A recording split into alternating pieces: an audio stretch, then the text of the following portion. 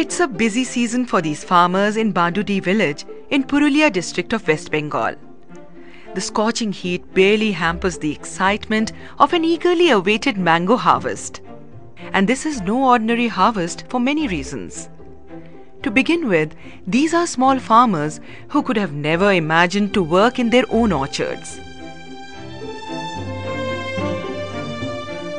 They are still learning the nuances of handling a mango crop. It's a first for them.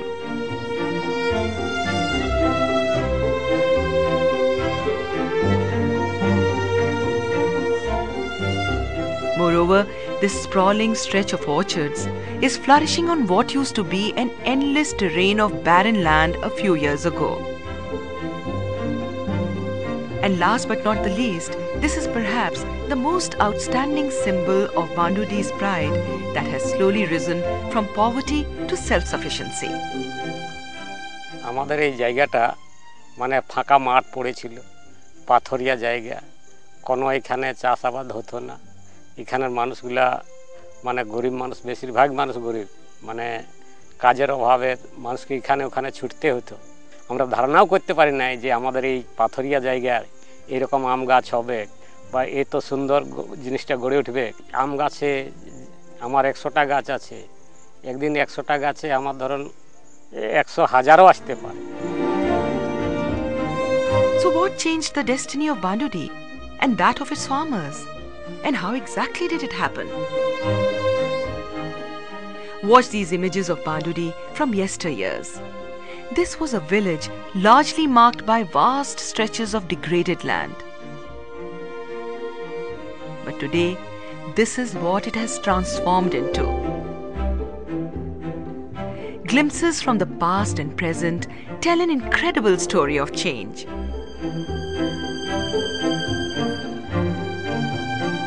And it all started when a voluntary organization called Pradhan brought together nearly 350 small and marginal farmers under a watershed program. When it started work, the idea was simple. In this particular part of our country, every step, every square meter of land gets about 1,000 to 1,500 kg of water, 1 ton to 1.5 ton of water every year. But still our farmers fail to reap a crop. Converting that rain and this much of potential in soil, and we get 12-month bright sunshine. So what else we need to produce biomass? That was the thinking. How to use this huge amount of water and this lands to produce something which will meet the need of the farmers here, who are very poor anyway. The initiative in Purulia became a testing ground for a larger vision that Pradhan had set for itself.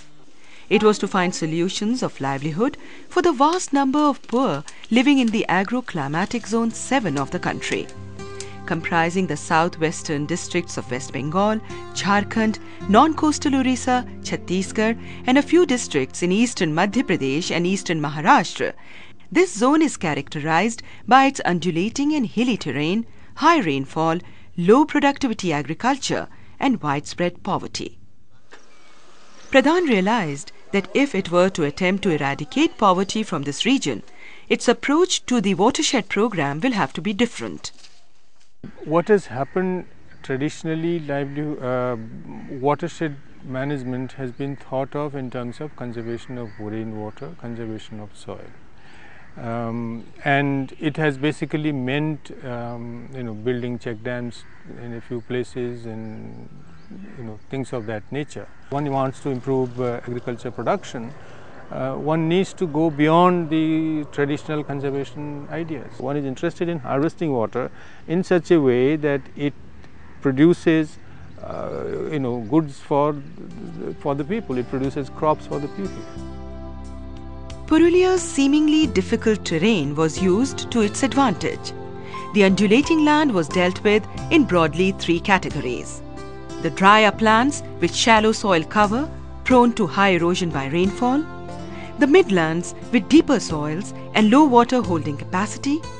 And the lowlands of valleys with the deepest soils and good moisture holding capacity.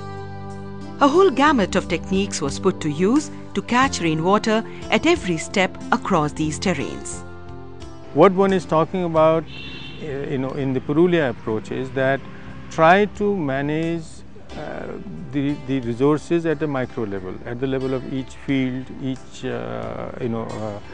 piece of land, conserve the water there itself, and develop a farming system, a land use, which will ensure that the water captured locally is used productively. So that is best done if you conserve it, especially in these terrains. If you conserve it in each piece of land as close to the plant as possible. Innovation was the name of the game. To begin with, several interventions were used to develop the fallow and rocky uplands.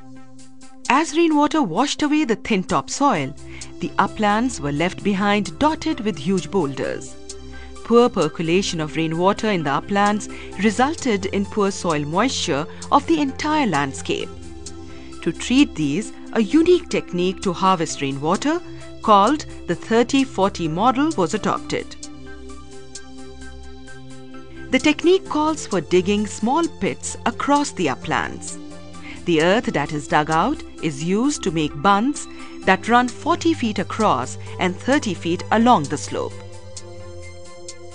As rainwater falls on this patch, it is checked by the bunds at frequent intervals. Unable to run off, it accumulates in the pits and percolates down, increasing the moisture regime of the entire landscape. As soil erosion was checked, the rejuvenated uplands were ready for cultivation. New livelihood opportunities were introduced for the farmers. As the uplands needed permanent vegetation, they were brought under forestry and horticulture. Small farmers like Tipu and Dashrath, who remained idle in the lean months before the harvesting season, have found a new vocation. They have been trained to rear silkworms on Arjun trees that were planted in their uplands. Host for tussar silkworms, Arjun is a hardy tree that grows well in shallow soils on dry lands. Cocoons from these have fetched farmers like Tipu a sum of 3,000 rupees in just 2 months. Farmers like Deenbandhu grew barely a few vegetables in their uplands. To them, the idea of cultivating mangoes here was quite strange. In the flat patches of the uplands with better soil cover, a few farmers reluctantly planted mangoes. After the first harvest that has brought them 5,000 rupees each, they know it was a risk worth taking. Many other poor farmers who lived from one meal to another are now planning ahead with hope. They have opted to plant teak in the uplands. If nurtured for the next 15 years, these teak plantations will fetch a good sum of money. And this patch of rocky upland would possibly turn into a dense teak forest.